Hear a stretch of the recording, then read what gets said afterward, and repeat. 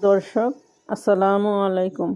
আমি আজকে আপনাদেরকে তৈরি করে দেখাবো ডিম পরোটা রেসিপি। এই পরোটাটা একদম নরম, অসংখ্য লেয়ারযুক্ত। আটা বা ময়দা দিয়ে আপনারা এটা তৈরি করে নিতে পারেন। প্রতিদিন একই রকম পরোটা না খেয়ে বানিয়ে নিন ভিন্ন স্বাদের এই ডিম পরোটা রেসিপি। আশা করি রেসিপিটি আপনাদের ভালো লাগবে।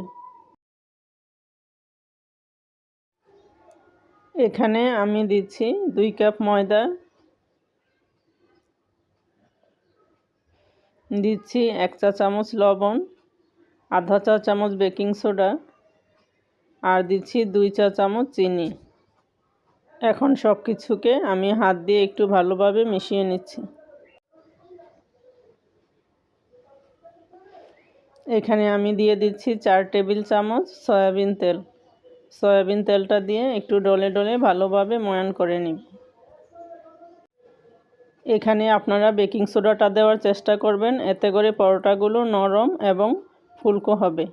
এখানে আমি পরিমাণ মতো গরম পানি দিয়ে ডোটা তৈরি করে নিচ্ছি। পানিটা বেশি গরম দেওয়া যাবে না, হালকা গরম পানি দিয়ে আমি ডোটা তৈরি করে নিচ্ছি। ডোটা আমার তৈরি করা হয়ে গিয়েছে। আমি এখন এটাকে 10 মিনিট ঢেকে রেখে দিব। ফিরলাম 10 মিনিট পর। দেখুন অনেকটাই সফট হয়ে গিয়েছে। আমি আর একটু মথে নিচ্ছি।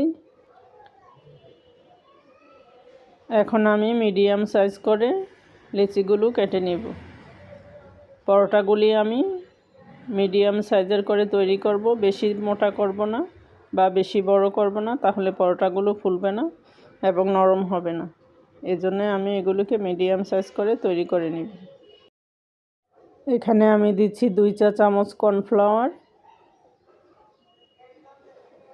এর সাথে দিচ্ছি 3 টেবিল চামচ সয়াবিন তেল দিয়ে একটা পেস্ট তৈরি করে নিব।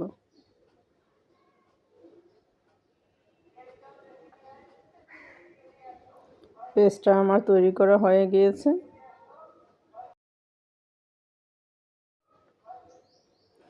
এখন আমি আপনাদেরকে একটা পরোটা বেলে দেখাচ্ছি।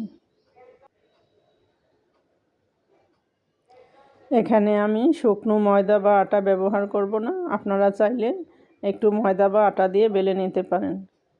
পরোটাটাকে আমি যতটা সম্ভব পাতলা করে বেলে নিয়েছি। এখন আমি এখানে কর্নফ্লাওয়ার দিয়ে তৈরি করে রাখা পেস্টটা দিয়ে ভালোভাবে চারপাশে ছড়িয়ে দিচ্ছি।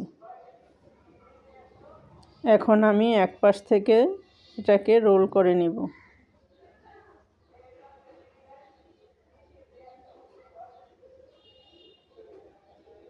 এখন এটাকে এভাবে এক সাইড থেকে পেঁচিয়ে নিচ্ছি।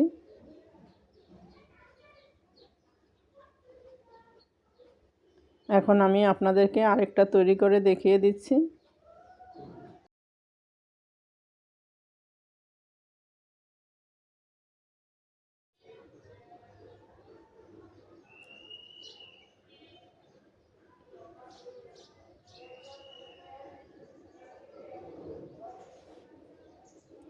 এখন আমি আপনাদেরকে আরেকটা স্টাইলে ভাঁজ করা দেখিয়ে দিচ্ছি।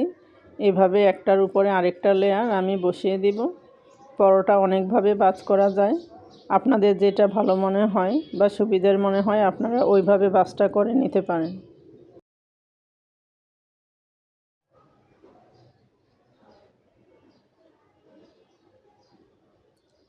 এখানে আমার সবগুলি পরোটা ভাঁজ করা হয়ে গিয়েছে। এখন আমি ঢেকে রেখে দিব 10 মিনিটের জন্য। এখানে আমি নিচ্ছি 2টা ডিম।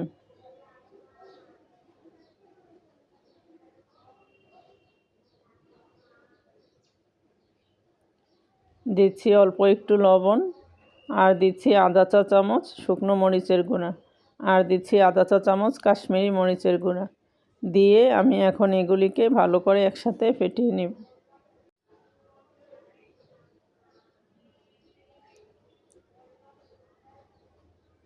এখানে আমার ডিমটা ফেটানো হয়ে গিয়েছে। এখন আমি পরোটাগুলি আপনাদেরকে বেলে দেখাচ্ছি। পরোটাগুলিকে আমি পাতলা করে বেলে নিব।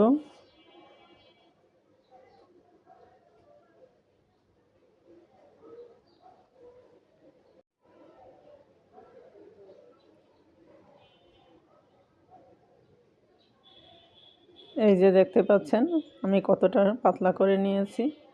এখন আমি একটা তাওয়ার মধ্যে এগুলোকে একটু সেঁকে নিব। এক পাশ হয়ে গিয়েছে, এখন আমি আরেক পাশ উল্টে দিচ্ছি।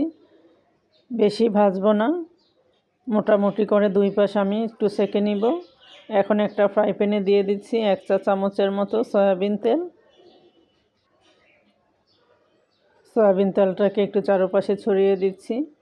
এখন ডিমের মধ্যে রুটিটাকে চুবিয়ে আমি ফ্রাই প্যানে দিয়ে দিচ্ছি।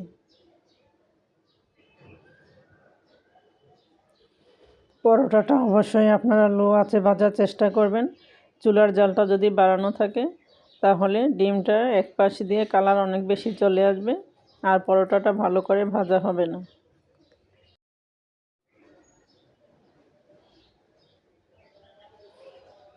পরোটাটা আমার ভাজা হয়ে গিয়েছে, এখন আমি এটাকে উঠিয়ে নিচ্ছি।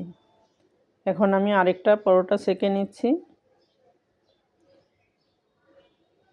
দুই পাশ এই মোটামুটি একটু সেঁকে নিব, বেশি সেঁকার দরকার নেই, কারণ এটা আমরা পরবর্তীতে তেলে ভেজে নিব।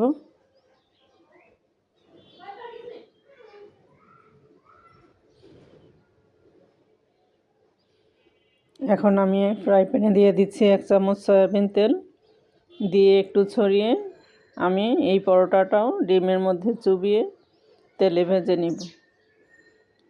তেলটা আমি এখানে বেশি দিচ্ছি না, 1 চা চামচ তেল দিয়েই আমি পরোটাগুলি সুন্দর করে এপাশ ওপাশ উল্টিয়ে ভেজে নিব।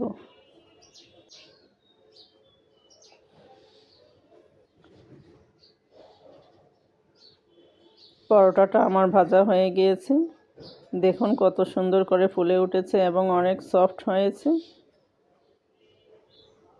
এই পরোটাগুলি আপনারা এমনিতেই খেয়ে নিতে পারেন, যেহেতু এগুলি ডিম দিয়ে তৈরি, এর সাথে মাংস বা সবজির প্রয়োজন নেই। দেখুন পরোটাগুলি কতটা সফট এবং তুলতুলে হয়েছে। আশা করি রেসিপিটি আপনাদের ভালো লেগেছে। সবাই ভালো থাকবেন। আল্লাহ হাফেজ।